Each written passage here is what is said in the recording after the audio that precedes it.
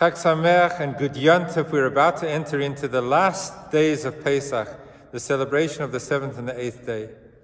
Now the 7th day is particularly associated with the crossing of the sea.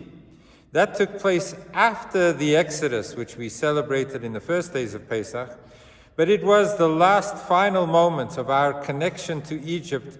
We were delivered from the pursuing Egyptian army when God split the sea. The 8th day of Pesach, the theme really takes the theme of redemption and focuses on the future. As we read in the Haftarah, the prophecies of Mashiach, that redemption is not only a powerful element of our past, it is the focus of our future. Next year in Jerusalem, next year in Yerushalayim. So the 8th day of Pesach is very much associated with the future redemption of our people. Now what also happens on the 8th day of Pesach is that we recite Yizkor. And one of the questions I always had relating to two important institutions of the Passover holiday of Pesach is that the first days of Pesach, we celebrate nationhood, the birth of our people, the national redemption of Am Yisrael. We would think that that event of building nationhood and the birth of our nationhood should take place in the public domain.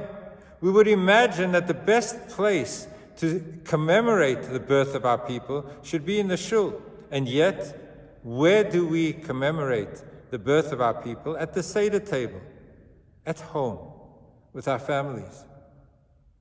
And then the last days of Pesach, when we're talking about Yizkor, the personal loss, the tragic, difficult, painful moments of dealing with the loss of loved ones, we are mandated to bring that to the shul, and Yizkor takes place in the synagogue rather than in the privacy of our homes.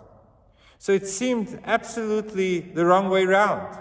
We should have the Seder in shul, in the community, in the communal domain, and our Yizkor should be in the privacy of our own homes. Why is it that it is the reverse? And these are the thoughts that I had. It's counterintuitive, because when we deal with the birth of our people, we cannot limit the celebration to the public domain. It cannot be just a public proclamation of allegiance to our people. It cannot be a public parade or a gathering which shows that we are committed to the future of our people. Jewish continuity depends on human beings, on individuals, on parents and children, on our homes being permeated with the national mood of our people.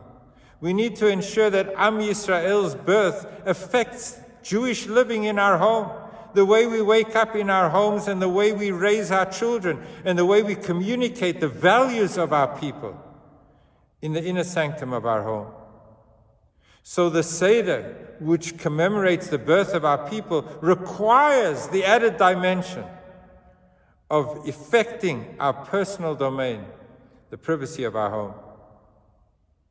And by the same thought process, it is counterintuitive, but we cannot limit our grief and our remembrances of our loved ones to our private personal domain. We have to plow our grief into commitment to the national strength of our people. We have to bring what it is that troubles us so personally in our heart in moments of loss and say we're going to live that in the domain of the community, in shul, in our spiritual homes. We need to build the structures so the memories of our loved ones are not only going to be treasured in our personal hearts, but they're going to live on by building the structures of communal life to ensure that Jewish continuity takes place beyond our personal, private moment of grief and loss. So it's a bit counterintuitive, but look what it's telling us. Bring the Seder into your home to ensure that nationhood is developed and perpetuated in the privacy of our home. Bring your Yizkor to shul so that your private moment of pain and loss is able to have an effect on Jewish communal life. May we enter into these last days of Pesach with joy, with a sense of redemption and with a hope of our future redemption being realized very, very soon with the coming of Mashiach. May that be a moment sooner. Chag Sameach, good Shabbos.